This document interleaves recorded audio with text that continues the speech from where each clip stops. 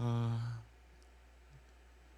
제가 늦게까지 오늘 말씀을 준비를 했는데 어, 시작하는 메시지 첫 마디가 조금 무거워서 죄송합니다. 미리 말씀을 드려요. 어, 저도 설교 준비를 제 마음대로 할 수 있는 게 아니라 제 마음대로 되는 게 아니라는 거 이해해 주시기 바랍니다. 최근에 유명인이 한 사람 죽었죠. 예, 배우 이선균 씨가 세상을 떠났습니다. 또 아까운 생명을 포기를 했죠. 최근에 보도되고 있는 그에 관한 내용은 그가 마약을 했고 또 아내 외에 다른 여자들과 불륜을 저질렀다는 그런 내용입니다. 그러니까 마약과 불륜, 크게 이 두 가지가 문제가 되었고요. 보도가 되었죠. 그리고 지난 12월 27일 그가 자신의 차 안에서 싸늘한 죽음으로 발견되었습니다. 현행법에 저촉되는 죄를 지었습니다. 또 가장 가깝게는 자신의 아내에게 죄를 지었고 또 두 아들에게 죄를 지었습니다. 그를 정말로 사랑하고 또 아꼈던 수많은 팬들에게 죄를 지었습니다. 그런데 그의 죽음을 보면서 한편으로 참 그가 불쌍하다는 생각이 들었습니다. 그 사람을 개인적으로 알지 못하지만 그가 스크린을 통해서 참 많은 사람들에게 감동을 주었던 일이 생각이 났기 때문에 그렇죠.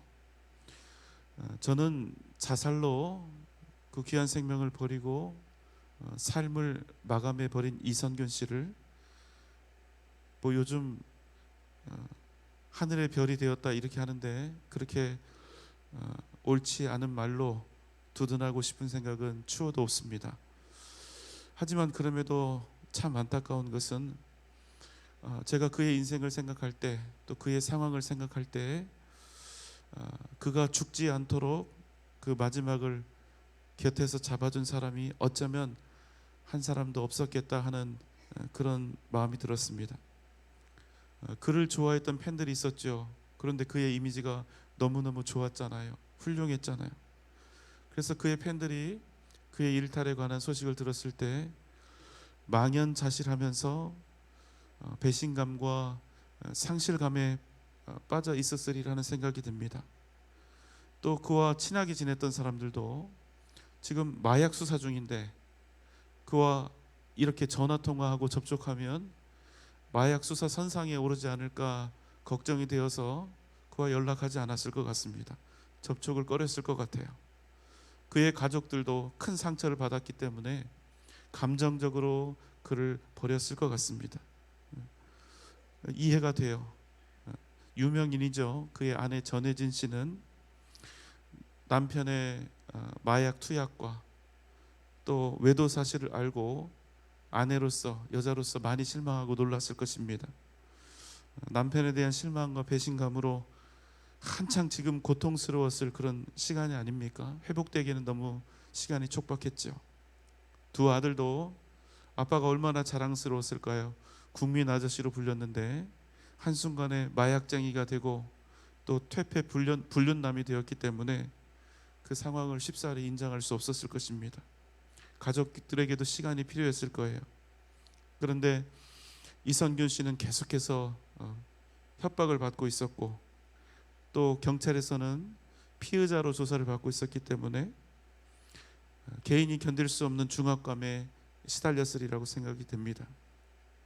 그러니까 그의 이런 상황을 생각하니까 이선균 씨가 가족들로부터도 버림을 받았고 홀로 감당치 못할 만큼의 무거운 짐을 지고 있었겠구나 하는 생각이 든 겁니다. 그래서 어쩌면 그를 곁에서 붙잡아줄 단 한 사람이 어쩌면 이 세상에 없었겠구나 이런 마음이 들었습니다. 가만히 생각을 해보니까요, 그의 죽음을 보면서 이런 생각이 들었어요. 죄를 지은 것은 지은 것이지만 그가 사회적으로 또 관계적으로 홀로 남겨질 수밖에 없었던 상황은 참 불쌍한 생각이 들었습니다. 더불어 이런 생각이 들었어요. 어떤 죄인이라 할지라도, 그가 누구라 할지라도 이 세상에 그가 죽지 않도록 그 마지막을 붙잡아둘 단 한 사람, 그 한 사람이 꼭 필요하겠구나 하는 그런 마음이 들었습니다. 혹시 오해하실까봐 다시 말씀을 드립니다. 우리 기독교는 자살한 사람이 천국 간다고 말하지 않습니다. 그러니 미화된 자살에 절대로 현혹되지 마시기를 다시 한번 부탁을 드립니다. 사랑하는 여러분, 절대로 죽으면 안 됩니다. 아무리 힘들고 어려워도 반드시 살아서 하나님께서 무너지고 피폐해진 내 인생을 어떻게 다시 일으켜 가시는지, 어떻게 나 같은 인생을 회복시키시고 나같이 버려진 인생, 포기된 인생을 영광스럽게 일으켜 다시 사용하시는지 여러분 꼭 지켜봐야 한다는 것입니다. 하나님은 그렇게 하실 수 있는 분이에요. 하나님은 그만큼 능력이 있는 분이라는 사실을 여러분 일생 동안 단 한순간도 잊지 마시기 바랍니다. 우리에게는요, 가족이 필요하고 친구가 필요합니다. 관계가 필요해요. 그저 사무적인 관계를 넘어서 인격적인 관계로 소통하는 누군가가 필요합니다. 우리는 사람들과 관계를 맺으면서 함께 생존하고 있기 때문이죠. 그러나 때때로 우리 인생은 철저한 고독과 외로움에 내던져지기도 합니다. 아무리 찾아봐도 내 편이 하나도 없어요. 나를 향해서 손가락질하는 사람만 있고 비웃는 사람, 냉소하면서 겁박하는 사람만 있어요. 그 어디서도 그 누구로부터도 위로를 얻을 수 없는 그런 상황에 우리가 처해질 때가 반드시 있다는 것입니다. 오늘 우리가 시편 3편을 볼 텐데 거기서 우리는 버림받은 한 사람을 만나게 됩니다. 시편 3편 1절입니다. 여호와여, 나의 대적이 어찌 그리 많은지요. 일어나 나를 치는 자가 많으니이다. 여러분, 오늘 이 시편을 부르면서 탄식에 빠진 사람은 누굽니까? 우리가 알고 있는 위대한 이스라엘의 왕 다윗이죠. 근데 여러분, 성경을 보면 오늘 시편 3편에 표제가 붙어 있어요. 제목이 붙어 있어요. 뭐라고 되어 있냐면 다윗이 그의 아들 압살롬을 피할 때 지은 시. 무슨 말입니까? 시편 3편은 다윗, 그 사람 자신이 가장 사랑했던 아들이 있죠. 가장 자랑스러워했던 아들 누굽니까? 압살롬이에요. 그 압살롬이 아버지를 죽이고 왕위를 찬탈하려 했던 그 사건에서 비롯된 시라는 거예요. 여러분, 참담한 상황이 아닙니까? 아들이요? 그것도 아버지가 가장 사랑했던 아들이 아버지를 죽이기 위해서 반기를 든 것입니다. 그래서 여러분, 다윗이 어떻게 합니까? 기가 막히죠. 예루살렘을 버리고 도망을 칩니다. 그 성을 지키도록 후궁 10명을 남겨두죠. 그러니까 압살롬이 기세가 등등해서 예루살렘 성으로 무혈 입성을 하게 됩니다. 그리고 어떻게 합니까? 아버지가 남겨놓은 후군 10명을 백주 대낮에 사람들 다 보는 데서 겁탈을 해버려요. 그리고 어떻게 합니까? 아버지를 죽이기 위해서 대군을 이끌고 추격하는 것입니다. 여러분, 오늘 이 시편의 이 배경이요, 그냥 비극이에요. 비극. 이런 역사적인 배경 속에서 쓰여진 겁니다. 다윗이 처한 상황이 어떻습니까? 여러분, 그냥 반란이 일어난 게 아니에요. 가장 사랑했던 아들에게 버림받은 아비가 된 것입니다. 다른 것은 다 이겨낼 수 있을 것 같아요. 남이 자기를 죽이겠다고 그러는데 어떻게 해요? 그렇지만 아들에게 버림을 받고 아들에게 배신당한 이 아비의 심정을 여러분 과연 어떻게 표현할 수 있을까요? 아마도 그냥 죽고 싶은 그런 마음이 들지 않겠습니까? 사람들이 이런 다윗을 보고 뭐라고 얘기합니까? 2절의 말씀입니다. 많은 사람이 나를 대적하여 말하기를 그는 하나님께 구원을 받지 못한다 하나이다. 많은 사람들이 다윗을 대적하며 말하는 겁니다. 너는 내가 믿는 하나님께도 구원받지 못할 것이다. 무슨 말이에요? 너는 이제 끝났다는 겁니다. 당신 이제 끝났다는 거예요. 다윗이 만난 상황이 어때요? 아들에게 버림을 받았습니다. 세상으로부터 거절당했습니다.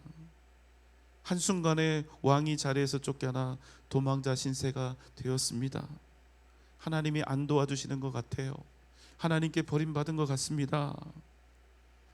여러분, 객관적으로 볼 때 완벽하게 실패한 인생이 아닙니까?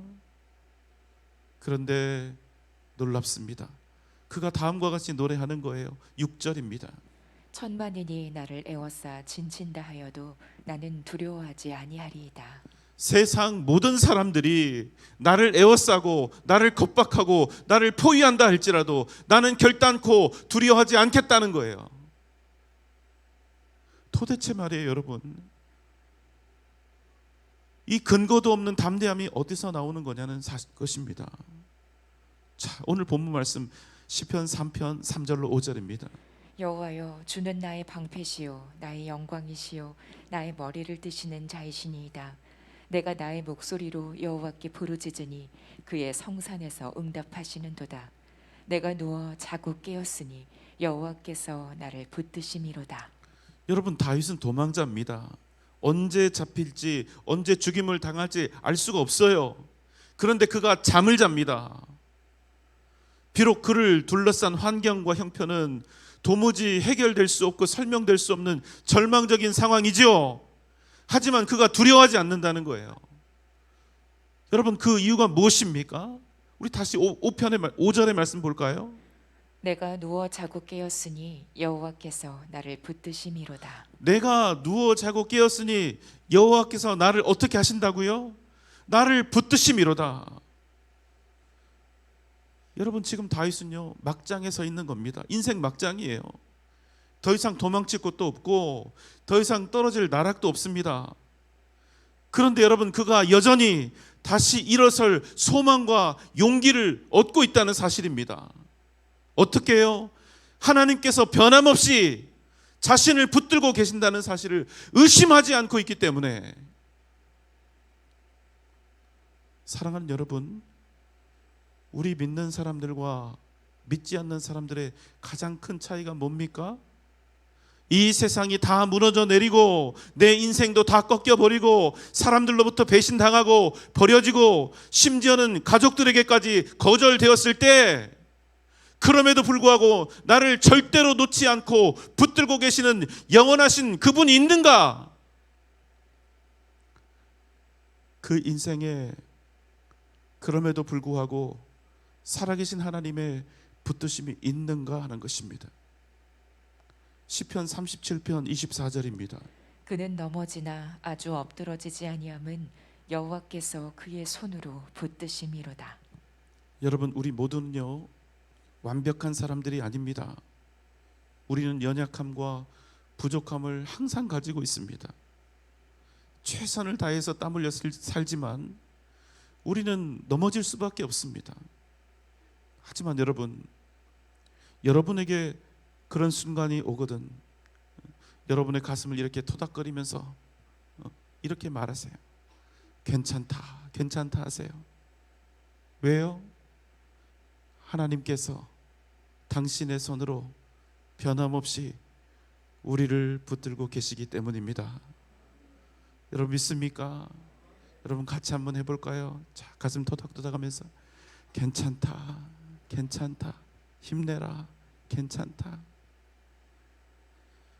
여러분, 2024년 우리가 결코 잊지 말아야 할 가장 중요한 첫 번째 신앙 명제입니다. 자, 함께 따라서 하겠습니다. 하나님께서 나를 붙들고 계신다. 하나님께서 나를 붙들고 계신다. 아멘입니까? 하나님의 붙드심, 하나님의 붙드심, 하나님의 붙드심. 괜찮다. 하나님의 붙드심. 그 위대한 고백으로 세상 앞에 담대히 서시기 바랍니다. 당당하고 의연하게 사십시오. 하나님의 백성, 하나님의 자녀답게 늠름하십시오. 오직 믿음으로 주님을 구하고 주님을 의지하며 나아가십시오. 여러분의 인생에서 놀라운 하나님의 역사하심이 반드시 나타나게 될 줄 믿습니다. 오직 믿음으로 승리하는 복된 여러분 되시기를 주님의 이름으로 축원합니다.